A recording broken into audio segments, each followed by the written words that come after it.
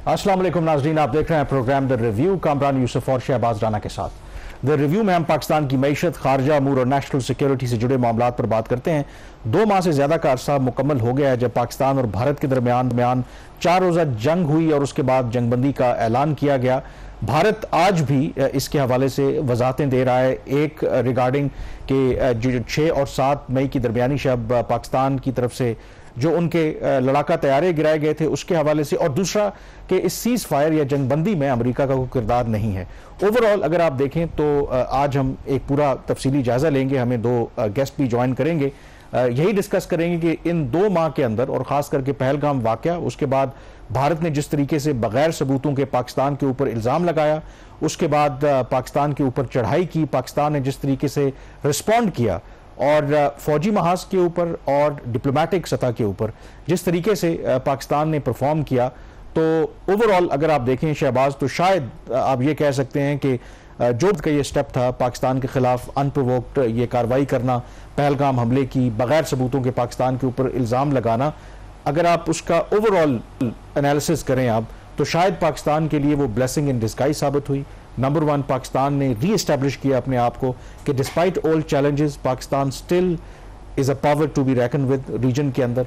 दूसरा, इंटरनेशनल सतह के ऊपर यू नेम इट, जितने मल्टीलैटरल फोरम्स हों, फाइनेंशियल इंस्टीट्यूशंस हों, वहाँ पर इंटरेस्टिंगली भारत का जो नैरेटिव है उसको कोई सुनने के लिए या मानने के लिए तैयार नहीं है। कामरान, जो पूरी दुनिया है वो किसी एक ऑर्डर के तहत चलती है। ये एक अलग बात है कि आजकल जिस किस्म का ग्लोबल निज़ाम चल रहा है उसमें ऑर्डर की इतनी बात नहीं होती, फोर्स स्ट्रेंथ की ज़्यादा बात होती है। जो नेशन स्टेट्स है वो बुली कर रही हैं दूसरी जो नेशन स्टेट्स हैं उनको, लेकिन इसके बावजूद भी जिस तरीके से भारत ने रिएक्ट किया था आज से तकरीबन 2 माह पहले, और पाकिस्तान एक न्यूक्लियर स्टेट था, पाकिस्तान कोई ऐसी कंट्री तो नहीं थी जिसके ऊपर कोई भी कहीं से भी उठ के अटैक कर दे और उसके बाद बगैर उसका जवाब लिए वापस चले, ऐसा तो हो नहीं सकता था।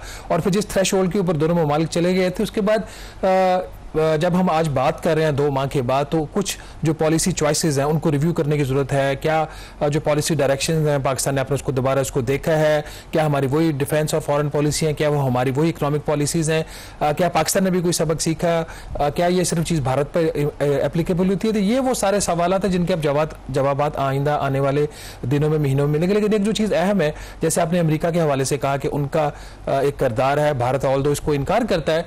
खुद जो पिछले दिनों भारतीय वज़ीर ख़ारजा की एक स्टेटमेंट आई कि जब अमेरिकन उनके जो थे डेप्टी उनके जो वाइस प्रेसिडेंट है, उन्होंने जब कॉल किया प्राइम मिनिस्टर मोदी को, और वो कहते उस वक्त मैं खुद कमरे में था, और उनका कि पाकिस्तान भारत के ऊपर एक बहुत बड़ा हमला करने वाला। तो इसका मतलब है कि एक रिकग्निशन है या जो एक क्लेम करते हैं प्रेसिडेंट डोनाल्ड ट्रंप, वो ठीक है, और भारत जो बात कर रहा है वो गलत है। इसी तरीके से आपने जो जहाज़ों के गिराने के हवाले से बात की, ऑल्दो इसके हवाले से पहले भी जो इनके अपने जो सिक्योरिटी के लोग हैं वो इतराफ़ कर चुके हैं। अभी पिछले दिनों फिर जो एक स्टेटमेंट आई उनके डिफेंस अताशी की तरफ से, हाँ कि हमारे जहाज गिराए गए थे। तो ये वो सारी चीजें जिनको आइंदा आने वाले दिनों में एक्सप्लोर करने की जरूरत है। फिर पॉलिसी रिव्यूज हैं वो बहुत जरूरी है इसके। और उसमें जो इंपॉर्टेंट बात है, जो इंडिया के जो डिफेंस अटैशी थे इंडोनेशिया में एक सेमिनार में, जो उन्होंने कहा कि यस हमारे लॉसेज हुए हैं, और उसका उन्होंने इल्ज़ाम लगाया पॉलिटिकल लीडरशिप के ऊपर कि उनकी कुछ कंस्ट्रेंट्स थी पहले 6 और 7 की मई की दरमियानी शब, क्योंकि उनको शायद कहा गया था कि आपने पाकिस्तान के जो मिलिट्री टारगेट्स हैं उनको निशाना नहीं बनाना, पाकिस्तान के एयर डिफेंस को आपने टारगेट नहीं करना। अब ये कंट्रडिक्शन भी है, क्योंकि अगर आप Indian prime minister Narendra Modi की स्टेटमेंट पाकिस्तान पर हमले से पहले देखें तो उन्होंने ये कहा था कि उन्होंने जो भारत की अफवाज हैं उनको फ्री हैंड दिया है कि जो उनको मुनासिब लगे, जो बेहतर लगे उसके मुताबिक वो जवाब दें। और यहाँ पर जो उनकी मिलिट्री है वो ये कह रही है कि जो पॉलिटिकल लीडरशिप है उन्होंने उनके हाथ बांध दिए थे। एक तो असल में जो सबसे बड़ा प्रॉब्लम है कि ये मुमकिन है कि जो रूल्स ऑफ इंगेजमेंट्स बनाए गए हों कि आप पाकिस्तान के टू बिगिन विद किसी मिलिट्री या किसी जो बाकी इस तरह के टारगेट्स हैं उनको निशाना ना बनाएं, क्योंकि वो उनको भी पता है कि Pakistan is a nuclear country और एस्केलेशन ना हो। बट जो सबसे इंपॉर्टेंट बात है कि आखिर जो भारत के स्ट्रेटेजिक थिंकर्स थे वो क्या सोच रहे थे कि अगर वो पाकिस्तान के ऊपर हमला करेंगे, पाकिस्तान पर मिसाइल मारेंगे, तो जो पाकिस्तान है वो खामोशी से बैठा रहेगा। अगर तो उनकी ये सोच थी तो फिर तो आई थिंक फौरी तौर पर जिन लोगों ने उनको ये मशवरा दिया था उनको बदलने की ज़रूरत है, क्योंकि सीधी सी बात है कि जब आप एक मुल्क के ऊपर हमला करेंगे तो माजी में भी ये हो चुका है उसकी तरफ से, तो आपको जवाब ज़रूर आएगा। तो ये एक इसके अंदर इशू। और दूसरा आई थिंक इससे चीज़ जो इस्टेब्लिश हुई है कि भारत की जो खारजा पॉलिसी है वो भी बहुत बुरी तरह एक्सपोज हुई है। हम यहाँ पर अपने प्लेटफॉर्म के ऊपर खुद उनकी फॉरेन पॉलिसी के मोतरफ रहे हैं कि कैसे भारत ने अपनी पॉलिसी को बेहतर तरीके से मैनेज करते हुए अपने इंटरेस्ट को प्रोटेक्ट किया है।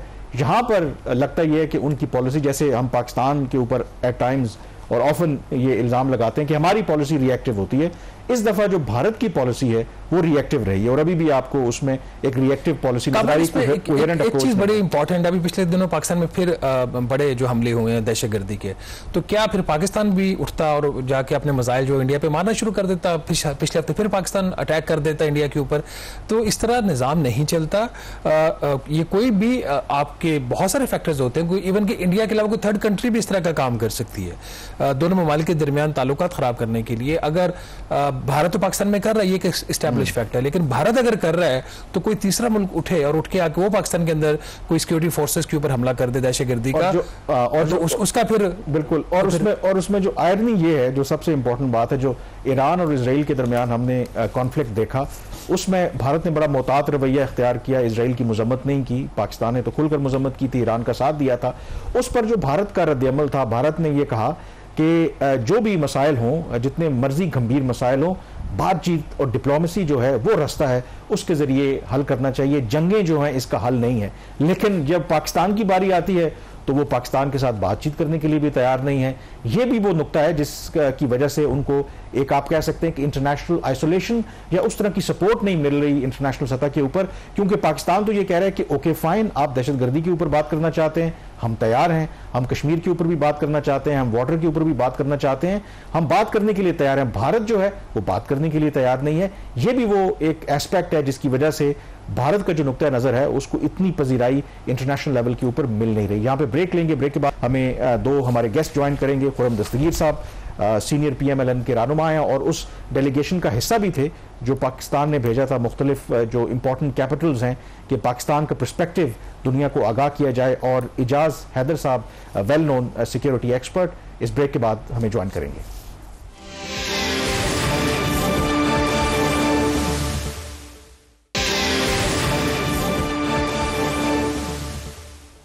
जी, ब्रेक के बाद एक दफ़ा फिर आपको खुश आमदीद कहते हैं। हम ब्रेक से पहले जैसे जिक्र कर रहे थे, पाकिस्तान इंडिया के दरमियान जो 2 महीने पहले हमने देखा जंग, और उसके बाद ओवरऑल उसमें पाकिस्तान ने क्या खोया, और ये भी बात करेंगे कि फ्यूचर के लिए पाकिस्तान को किन खतरात को देखने की ज़रूरत है, क्योंकि कंप्लेसेंसी जो है वो आंसर नहीं है। तो हमें ज्वाइन किया है दो बड़े ज़बरदस्त जो मेहमानों ने। खुर्रम दस्तगीर साहब इस्लामाबाद स्टूडियो से ज्वाइन कर रहे हैं, PMLN के सीनियर रहनुमा हैं, वज़ीर दिफा रहे हैं पाकिस्तान के, और इम्पॉर्टेंटली वो उस पाकिस्तानी डेलीगेशन का हिस्सा थे जो हुकूमत पाकिस्तान ने मुख्तलिफ जो कैपिटल्स थे इम्पॉर्टेंट वहाँ जिनको भेजा था, Pahalgam and importantly Pakistan India के दरमियान जो जंग थी उसके बाद, कि पाकिस्तान का पर्सपेक्टिव जो है दुनिया को बताया जाए। और लाहौर से हमें जूम के जरिए ज्वाइन कर रहे हैं इजाज हैदर साहब, वेल नोन सिक्योरिटी एक्सपर्ट, बहुत ज़बरदस्त लिखते भी हैं रीजन और ओवरऑल जो जियो पॉलिटिक्स है बड़ी गहरी उनकी नज़र है। तो आप दोनों मेहमानों का बहुत शुक्रिया प्रोग्राम में ज्वाइन करने के लिए। आगाज़ मैं करना चाहूँगा खुर्रम दस्तगीर साहब से। ऑलमोस्ट 2 महीने से ज़्यादा हो गए हैं जब पाकिस्तान और इंडिया के दरमियान हमने देखा कि 4 रोज़ ऑलमोस्ट वो जंग ही थी और उसके बाद सीज़ फायर हुई। थोड़ा सा रिकैप करेंगे कि इस सारे 2 माह के अरसे में हमने क्या पाया है और क्या कुछ खोया भी है? How do you see this all? जी, बहुत शुक्रिया कामरान साहब। हमने जो पाया है वो ये है कि पाकिस्तान ने अपने से, कुछ लोग कहते हैं 7 गुना, कुछ लोग कहते हैं 10 गुना, लेकिन अपने से कई गुना बड़े दुश्मन को, जिसके पास इस वक्त मगरबी दुनिया के जदीद तरीन हथियार थे, पाकिस्तान ने उसको पसपा कर दिया। अब ये है कि जी हम तो ऑफ कोर्स कहते हैं कि हमारी बड़ी फतेह मुबीन हुई है, लेकिन मॉडर्न वॉर्स में फतह और जो शिकस्त है वो काफ़ी एक शेकी कॉन्सेप्ट हैं, लेकिन हमने हिंदुस्तान को पसपाई कराई। उससे पाकिस्तान की जो दफाई सलाहियत है उसका पूरी दुनिया में चर्चा हुआ, नंबर 1। दूसरा ये है कि जो अभी आपने जिस डेलीगेशन का जिक्र किया, जिसका मुझे एजाज़ था, वज़ीर आज़म ने मुझे नामज़द किया, उसमें यानी अक़वाम मुत्तहिदा में, वाशिंगटन में, लंदन में, ब्रसल्स में, स्ट्रासबर्ग में हम जहाँ गए, 2 चीज़ों की पाकिस्तान को सराहा गया। एक तो पाकिस्तान की दानिश और दूसरा शफाफियत। यानी the words were wisdom and transparency. Wisdom से मुराद ये है कि पाकिस्तान ने हिंदुस्तान के ख़िलाफ़ जो है बड़े रिस्ट्रेंट का मुजाहरा किया, ख़ास तौर पे जब आखिरी दिन हिंदुस्तान ने ब्राह्मोस मिसाइल चलाए, उसके जवाब में पाकिस्तान ने फिर एक बड़े समझें कि मतवाजन तरीके से उसको हैंडल किया, तो उसको पूरी दुनिया ने सराहा है। दूसरा, पाकिस्तान का जो इंफॉर्मेशन देने का मैकेनिज्म था उसको भी सराहा गया, क्योंकि उसके अगेंस्ट हिंदुस्तान में तो एक हम कह सकते हैं कि बेवकूफ़ी की हद तक उनके मीडिया का जो रोल था, उनकी गवर्नमेंट का रोल भी था, वो बहुत ही शेकी था। तो यहाँ पाकिस्तान ने बड़े एतमाद के साथ अपना नुक्ता नज़र, तो ये दोनों चीज़ें जो हैं इसकी यूनिवर्सल प्रेज हुई है। तो अब हम पाकिस्तान की दफाई सलाहियत, पाकिस्तान की दानिश, पाकिस्तान की शफाफियत, पूरी दुनिया ने उसको अब तस्लीम कर लिया है। अच्छा एजाज हैदर साहब, आपकी तरफ आते हुए अभी जैसे खुर्रम दस्तगीर साहब फरमा रहे थे, इंडियन मीडिया ने बड़ी बेवकूफ़ी से इस सारी सूरत हाल को रिपोर्ट किया और एटलीस्ट पाकिस्तानी मीडिया के लिए ब्लेसिंग इन डिस्गाइज हुई कि जो मेन स्ट्रीम मीडिया था, आपको पता है बहुत अरसे से दबाव में था और एक दफ़ा फिर उसकी जो अहमियत है वो हुकूमत को और रियासती अदारों को उसका एहसास हुआ कि सोशल मीडिया जो है ऑल्टरनेट नहीं हो सकता। ये जो ब्लेसिंग इन डिस्गाइज थी मीडिया की हद तक तो ठीक है, आप क्या आप समझते हैं कि ये ब्लेसिंग इन डिस्गाइज जो थी हुकूमत के लिए भी थी और हमारी दफाई फोर्सेस के लिए भी थी? शुक्रिया। देखिए, जो भारतीय मीडिया का जो किरदार था वो तो अभी की सिर्फ बात नहीं है, ये गुज़श्ता कई सालों से जो उनका मेन स्ट्रीम जो मीडिया है वो हुकूमत की, जहाँ पे पाकिस्तान की बात आती है ख़ास तौर पर, उसके हवाले से वो हुकूमत की लाइन जो है वो इख्तियार करता है। और चूंकि ये एक इंतहा पसंद हुकूमत है, उसकी पाकिस्तान के हवाले से जो उन्होंने कहा कि जी हमने एक मस्कुलर पॉलिसी जो है वो बनानी है और बनाई है, और हम पाकिस्तान को जो है वो हर हालत में जो है वो ये उसको बेसिकली टू सबजुगेट पाकिस्तान, जो एक तवाज़न है खिते में ताकत का, और पाकिस्तान को तनहा भी करेंगे सिफारती तौर पर, और पाकिस्तान को फौजी एतबार से भी जो है वो धूल चटाएंगे। तो ये पॉलिसी जो है इनकी 2016 से पहले भी थी, लेकिन 2016 में इसका पहले इजहार हुआ जो ये सो कॉल्ड सर्जिकल स्ट्राइक्स। तो मीडिया जो है उस लाइन को फॉलो करता है। इस दफ़ा चूंकि वो पाकिस्तान को धूल चटाते चटाते वो 6 और 7 मई की दरमियानी रात को जो है वो उनके अपने तैयारे जो है वो धूल चाट गए। तो उसमें फिर एक उन्होंने जो बयानिया जो बनाया वो इस हद तक जो है वो ऐसी समत अख्तियार कर गया कि जो कि क्लाउनिश थी, यानी ऐसे लग रहा था कि ये जैसे कोई जो है ना कोई मजाक हो रहा है। और पाकिस्तान में लोगों ने, आपको पता ही है, मीम्स के हवाले से उसका बहुत मजाक भी उड़ाया। हमारे मीडिया ने जो है वो बेहतर कारकर्दगी दिखाई। ये एक अलग बात है कि हमारे पास ऐसे एक कार्डर नहीं है जो कि दफाई मामलात को जो है वो की ज़्यादा सोच समझ रखता हो, तो इसलिए ऑब्वियसली वो रिलाय करना पड़ता है कि हुकूमत की तरफ से क्या आ रहा है, यानी जो मिलिट्री की तरफ से क्या आ रहा है। साहब, जरा मैं यहाँ पर इंटरप्ट करना चाहूंगा इससे पहले कि मैं खुर्रम साहब से सवाल करूं, क्योंकि मैंने आगाज में इनसे पूछा था कि वैसे तो ओवरऑल अगर आप इन 2 महीनों में देखें, एनालिसिस करें, मिलिटरीली, डिप्लोमेटिकली पाकिस्तान को बहुत फायदा हुआ है। लेकिन हैविंग सेड दैट, क्योंकि हमको भारतीय मीडिया तो नहीं है, थोड़ा क्रिटिकल क्वेश्चंस भी करने चाहिए। जो पाकिस्तान इंडिया की ये जंग थी, आई थिंक इसको पूरा एक कॉन्टेक्स्ट में देखने की जरूरत है। 6 और 7 की दरमियानी शब, नो डाउट कि पाकिस्तान ने जिस तरीके से परफॉर्म किया उसका पूरी दुनिया उसको एक्नॉलेज कर रही है। लेकिन उसके बाद जो हुआ, हमारे बेसिस हिट हुए, नूर खान एयर बेस देख लें, बुलारी बेस देख लें, हमारे कुछ लॉसेज हुए। डू यू थिंक कि हमें उसको भी क्रिटिकली एनालाइज करने की जरूरत है, क्योंकि ये वन ऑफ तो अब लड़ाई नहीं है, फ्यूचर में भी ऐसा होगा। तो बजाय इसके कि हम वाइल वी सेलिब्रेट के जो हमने रेजिस्ट किया है इंडिया को, एट द सेम टाइम जो हमारी अगर कहीं वीकनेसेस हैं तो उस पर भी नजर रखने की जरूरत है। तो आप एज अ होल उसको कैसे देखते हैं फिर? ये बहुत जो है वो अच्छा सवाल है।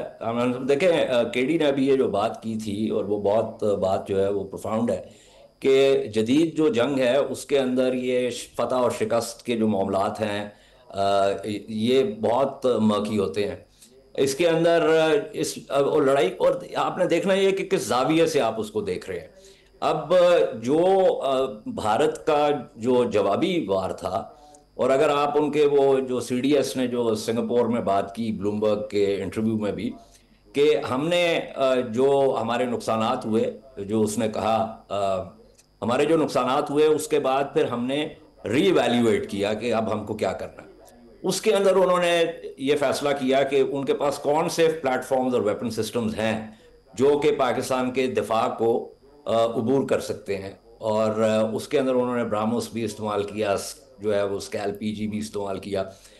हमारी जो ग्राउंड एयर डिफेंसेस थे वो बावजूद, क्योंकि ब्राह्मोस जो है वो एक हाइपरसोनिक जो है वो सॉरी सुपरसोनिक जो है क्रूज मिसाइल है, तो उसका जो लॉन्च पॉइंट से लेके पॉइंट ऑफ इम्पैक्ट तक, चूंकि हमारी एक जो है वो इलांगेटेड जियोग्राफी है, हमारे पास इतनी डेप्थ नहीं है, तो वो सेकंड्स के हवाले से जो है वो अपने टारगेट पे पहुंचेगा। तो उसको क्रूज मिसाइल्स को रोकना वैसे भी बहुत मुश्किल काम है। इसीलिए अब उसका तोड़ करने के लिए हमें जाहिर है इस वक्त जैसे मैं और आप बात कर रहे हैं, यकीनन जो लोग इन मामलात को देखते हैं, इनके ऊपर पॉलिसी बनाते हैं, जो प्रोक्योरमेंट्स इन्होंने करनी है, वो भी इसके ऊपर बात कर रहे होंगे, वो भी देख रहे होंगे कि किस तरीके से हमने इस जो अपनी ये जो कमजोरी है इसको किस तरीके से हमने जो है वो ऑफसेट करना है, और जो इंडिया का एडवांटेज है उसको कैसे ऑफसेट करना है। तो ये तमाम मामलात जो हैं इनको बिल्कुल आप दुरुस्त कह रहे हैं कि हमें जो है वो क्रिटिकल निगाह से देखना पड़ेगा, क्योंकि ये भी एक अहम बात है कि जो अगली जंग है ना, वो पिछली जंग के की तरह नहीं लड़ी जाएगी। भारत ने भी जो इस दफा जो भी 4 दिन का मामला हुआ उससे उसने भी सबक सीखे, और जाहिर है वो अगली दफा जब वार करेंगे तो इस जो ये 4 रोजा जो लड़ाई थी इसको मद्देनजर रखते हुए जो है वो करेंगे। और इसीलिए हमको जो है इसमें ठीक है। एजाज अदील साहब आपकी तरफ वापस आते हैं। खुर्रम नसीर साहब, अभी जैसे एजाज साहब भी फरमा रहे थे कि अगली जंग लड़ेंगे, इसका मतलब वो एक प्लॉजिबिलिटी की बात नहीं कर रहे, वो कह रहे कि ये होगा, और कुछ आसार भी ऐसे ही लग रहे हैं। तो ये जो इंडियन गवर्नमेंट की एक स्टेटमेंट है कि ऑपरेशन संदूर जो है ये ख़त्म नहीं हुआ, आप क्या समझते हैं ये सियासी बयान है या ये उनका एक डिफेंस पोस्चर है? जी देखिए, हमें तो माहिरीन ने यही बताया है कि अपने दुश्मन का जब आपने तखमीना लगाना है तो आपने उसकी काबिलियत पर लगाना है, उसके बयानात पर नहीं लगाना। तो लिहाजा उनकी काबिलियत मौजूद है, बयानात उनके जो हैं वो मुस्तकिल जंग बंदी के बावजूद वो जंगी जुनून से भरे हुए हैं। ख़ास तौर पे अगर आपको नरेंद्र मोदी का जुमला याद हो पाकिस्तान के नौजवानों के लिए कि रोटी खाओ वरना मेरी गोली तो है ही। तो इस किस्म के जब आप थ्रेटनिंग बयान देंगे या इस किस्म के लतीफ़े वाले बयान भी देंगे कि ये तो एक ट्रेलर था, अभी फिल्म चलनी है, तो पाकिस्तान को लिहाजा इसको बहुत संजीदगी से लेना है। और जब तक हिंदुस्तान बार बार ये कह रहा है कि वो सिंध ताश माहदे से बाहर है, और पाकिस्तान की नेशनल सिक्योरिटी कमेटी एक पोजीशन ले चुकी है कि अगर हिंदुस्तान ने हमारा पानी रोका या डाइवर्ट किया तो उसे इक़दाम जंग तस्वुर किया जाएगा। तो जो जंग की मंतक है वो तो ये कह रही है कि चाहे 6 महीने बाद हो, 6 साल बाद हो, जब तक हिंदुस्तान इंडस वाटर ट्रीटी में वापस नहीं आता, जंग का बहुत एक चलें थोड़ा या कम लेकिन एक रियलिस्टिक जो पॉसिबिलिटी है मुमकिनात में वो मौजूद है। पाकिस्तान में उसके लिए तैयार रहना है। और जिस तरह अभी एजाज साहब ने कहा कि ये जो मिसाइल आके जिन्होंने हिट किया, कामरान साहब ने उसका, फिर पाकिस्तान को ज़ाहिर है अपने ग्राउंड एयर डिफेंसेस को बीफ अप करना है। इसी के लिए इस दफ़ा जो है वो डिफेंस बजट में ज़्यादा जो है रकम रखी गई है ताकि हम अपने ground air defences beef up करें, क्योंकि ये तो अब वाजे है कि जो अगली जंग है वो पिछली जंग के इख्तिताम के बाद शुरू होगी।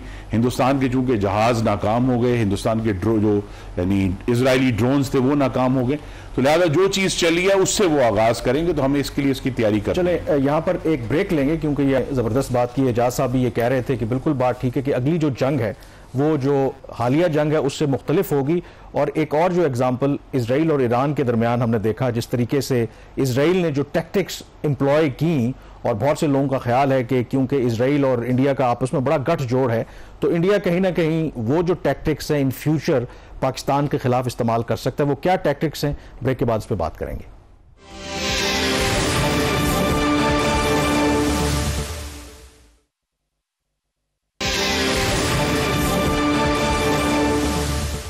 जी, ब्रेक के बाद एक दफ़ा फिर आपको खुश आमदीद कहते हैं। हम एक जायज़ा ले रहे हैं इंडिया पाकिस्तान के दरमियान जो 2 महीने पहले ऑलमोस्ट जंग हुई थी, उससे क्या हमने सीखना है, क्या कुछ हमने हासिल किया है। एजाज अदर साहब, जो ब्रेक से पहले भी जिक्र हो रहा था कि ये तो अब सर्टन है कि पाकिस्तान और इंडिया के दरमियान ये कब जंग होती है, बट जंग तो ज़रूर होगी, बट उसका जो तरीकाकार है, मोड है, वो डिफरेंट होगा।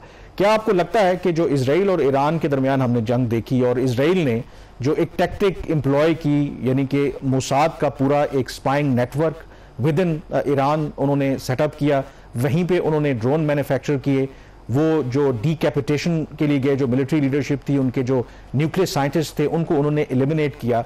डू यू थिंक कि हमें इस हवाले से भी सोचने की ज़रूरत है, क्योंकि हमारी भी बहुत सी वल्नरेबिलिटीज़ हैं। एक तरफ सिक्योरिटी जो थ्रेट हम डील कर रहे हैं, फिर बहुत बड़ी तादाद लोग कहते हैं कि जो अफगान मुहाजिरीन की है, अदरवाइज भी। Do you foresee that kind of danger for Pakistan from Indian side?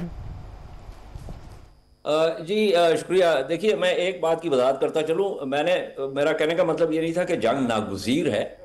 ये एक अलग बात है कि स्ट्रक्चरली इस वक्त जो मामलात हैं वो हमें ये जो है बता रहे हैं कि जब तक भारत जो है वो अपना रवैया और अपनी पॉलिसी तब्दील नहीं करेगा, और जो इस वक्त उनके वज़ीर आज़म ने कहा है वो एक पॉलिसी है और उसके 4 नुकात हैं। मैं इसके बारे में पहले भी बात कर चुका हूँ, और उन नुकात को मद्देनज़र रखा जाए तो फिर जंग जो है वो नागुज़ीर हो जाती है। और इसीलिए मेरा ये ख्याल है कि हमें आर्टिकल 51 जो है उसको इन्वोक रखना चाहिए। इस बात का जो है वो आलमी जो कैपिटल्स हैं उनको भी बता देना चाहिए, अक़वाम मुत्तहिदा को भी बता देना चाहिए कि भारत की इस पॉलिसी की वजह से हम आर्टिकल 51 इन्वोक कर रहे हैं एज एंटिसिपेटरी सेल्फ डिफेंस।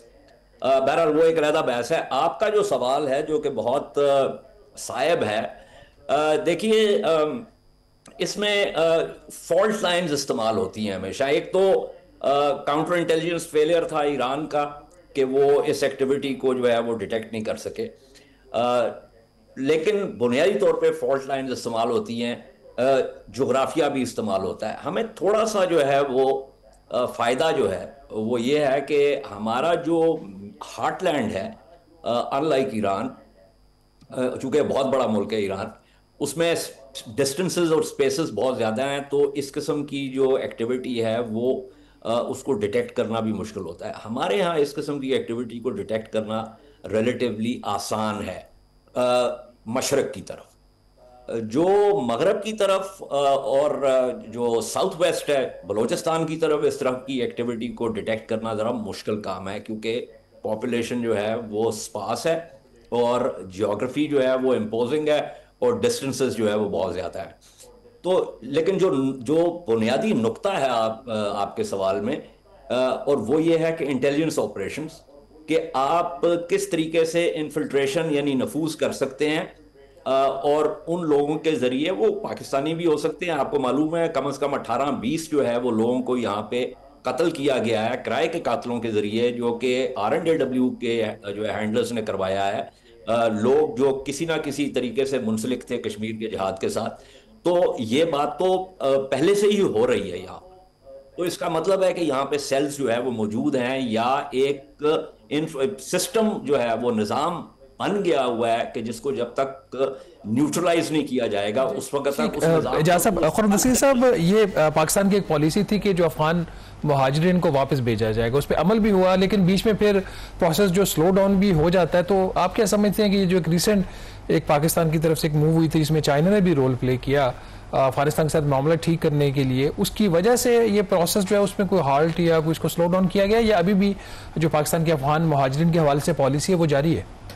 जी, पॉलिसी तो जारी है और उसकी बड़ी वाज़े वजूहात हैं। वो यही है कि हमें पाकिस्तान और अफ़गानिस्तान को वो जो एक हमारा रवायती फ्रेमवर्क था वो मतरूक हो गया। रवायती फ्रेमवर्क ये था कि जी दोनों तरफ पश्तून हैं, एक ही ज़बान बोलते हैं, कल्चर। हमें अब बिल आखिर ये आहिस्ता आहिस्ता रियासत को ये समझ आई है कि ये जो फ्रेमवर्क था ये मतरूक है, और हमें अब अफ़गानिस्तान को बतौर एक हमारा हमसाया है खुद मुख्तार रियासत के डील करना है, और उससे ये मुतालबा करना है कि वो भी हमें खुद मुख्तार रियासत के स्ट्रेटेजिक डेप्थ वाला जो कॉन्सेप्ट है, हाँ, वो आई थिंक वो हमें बहुत सारी जो है वो मुश्किल डालने के बाद अब बिल आखिर हम उससे पीछे हट गए हैं।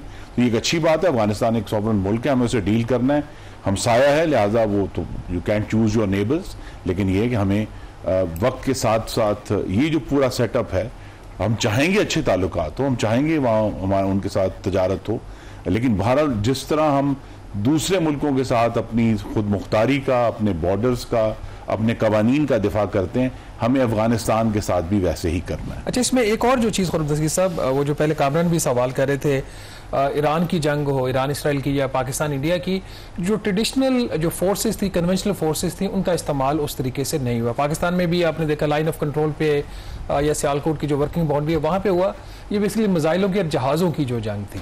तो इस कॉन्टेक्स्ट के अंदर अगर आप देखें, क्या दोनों ममालिक, इंडिया एंड पाकिस्तान, इंडिया चलो अपनी पॉलिसी डिसीजन उनके खुद लेने हैं, but just for the sake of discussion, फिर ट्रेडिशनल जो कन्वेंशनल फोर्सेज आपकी, क्या हमें इतनी ग्राउंड फोर्सेज की ज़रूरत है, या ये जो वसाइल हैं हम और तरफ भी इसको शिफ्ट कर सकते हैं, गिवन द फैक्ट कि अब जो टेक्नोलॉजी है, वॉर का जो मोड है, वो सारा चेंज हो चुका है? जी, वो चेंज हुआ है, लेकिन इसराइल और ईरान के दरमियान तो 1500 किलोमीटर का फासला भी तो है ना जी। तो उनके लिए तो एयर वॉर ही जो थी वो सूटेबल थी। यहाँ तो चूंकि हम बिल्कुल एक दूसरे के साथ बैठे हैं, और तो लिहाजा हमें अपना जो ग्राउंड डिफेंस है, जो कि ट्रेडिशनल डिफेंस है, टैंक्स के जरिए, आर्टिलरी के जरिए, बहरहाल उसे एक बेसिक सतह पर तो मेंटेन करना है, और ज़्यादा उतनी कमी नहीं हो सकती है क्योंकि ये रिसोर्सेज डाइवर्ट हो चुके हैं। ये ज़रूर है कि अब जो इसराइल ईरान ने साबित किया है कि जंग बहुत हद तक इलेक्ट्रॉनिक हो गई है, मिसाइल्स के लिए लड़ी जाएगी। और जो बात एजाज साहब ने की, मैं इसे दोहराना चाहता हूँ कि पाकिस्तान और हिंदुस्तान के दरमियान जो मिसाइल्स की जंग है वो चंद सेकंड्स का खेल है। हमारे पास वो जो कि जी ईरान ने मारा और उसके इतने मिनट लगे, और वो फिर और आप ये भी देखिए कि इसराइल के पास बकौल उनके एक 4 लेयर डिफेंस था, उसके बावजूद एक बड़ी तादाद ईरानी मिसाइल्स की इसराइल में जाकर गिरी है, उनके शहरों तक भी गिरी है।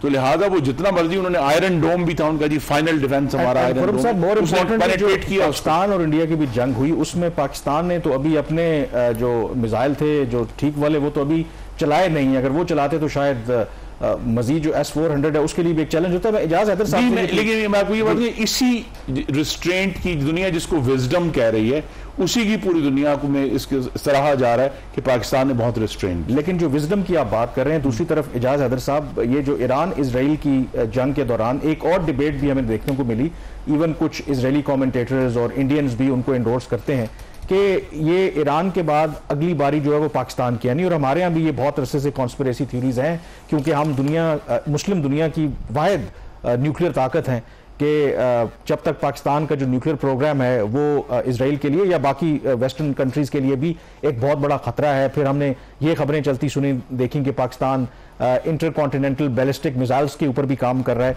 डू यू जेन्युइनली बिलीव कि पाकिस्तान पाकिस्तान के लिए एक सीरियस थ्रेट हो सकती है कि ईरान के न्यूक्लियर प्रोग्राम से निपटने के बाद ये जो वेस्टर्न फोर्सेज हैं लेड बाय इजराइल पाकिस्तान की तरफ वो देख सकती हैं इस एंगल से? देखिए, मैं इसके अंदर नहीं जाऊंगा, क्योंकि तज्जिए के लिए आपको हकाइक की ज़रूरत होती है। अब उसके अंदर अगर आप एक टेपेस्ट्री वीव करना शुरू करें तो फिर तो बहुत सारी बातें हो सकती हैं कि जी चूंकि जो है वो अमेरिका कभी भी मुत्तफिक नहीं रहा पाकिस्तान को, उसने तस्लीम नहीं किया पाकिस्तान के जौहरी प्रोग्राम को, तो इसलिए वो कुछ भी कर सकता है। लेकिन मैं उसके अंदर नहीं जाऊंगा। सवाल रिफ्रेश करने दें, क्या ये अगर मैं सोच लें कि ये मुमकिन है कि ईरान तो क्योंकि अभी न्यूक्लियर पावर नहीं है, वो यही कहता है हम तो बाकायदा तौर पर एक न्यूक्लियर पावर है, हमारे पास न्यूक्लियर वॉर हेड्स हैं, अगर कल को डिसाइड भी कर लेता है, डू यू थिंक ये ऑपरेशनली पॉसिबल है कि आप किसी मुल्क को जिसके पास न्यूक्लियर वेपन्स हो उसको डीन्यूक्लियराइज कर सकें? नहीं, देखिए, जो एक रियासत जिसके पास जौहरी हथियार होते हैं ना, उसके ऊपर बाहर से हमला जो है वो बहुत मुश्किल होता है। वो रियासत जो है वो सिर्फ अंदरूनी तौर पर टूट सकती है, जैसे सोवियत यूनियन के साथ हुआ। उसके लिए इसीलिए हमारी रियासत को इस बात का इदराक होना चाहिए कि जो हमारे अंदर दरारें हैं उनको जो है वो बढ़ाया ना जाए, बल्कि उनको किसी तरीके से पुर किया जाए, उनको जो है ना एक पॉलिटिकल सोशियो पॉलिटिकल या कॉन्स्टिट्यूशनल लीगल कॉन्स्टिट्यूशनल कॉम्पैक्ट के जरिए, लेकिन वो एक अलग बहस है।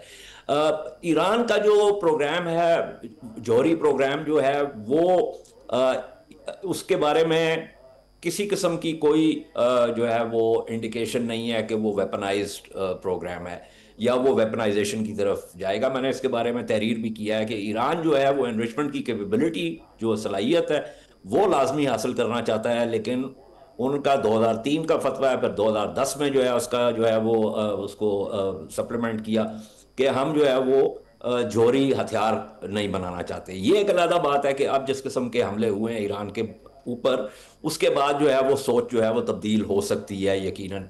हमने देखा ये है कि इस वक्त जो जियोपॉलिटिकल चर्न जो है ना वो इस किस्म का है कि जिसमें वो हम स्कूल के ज़माने में कहते थे ना कि दौड़ अपनी अपनी, तो वो दौड़ अपनी अपनी के लिए ज़रूरी है कि आप जो है अपनी सलाहियत को बढ़ाएं, जो फौजी सलाहियत है, अपनी मईशत जो है उसको मजबूत। इजाज़त हमारे साथ ही रहे, हमने एक ब्रेक पे जाना है और ब्रेक के बाद इस डिस्कशन को हम कंक्लूड करेंगे। So stay with us.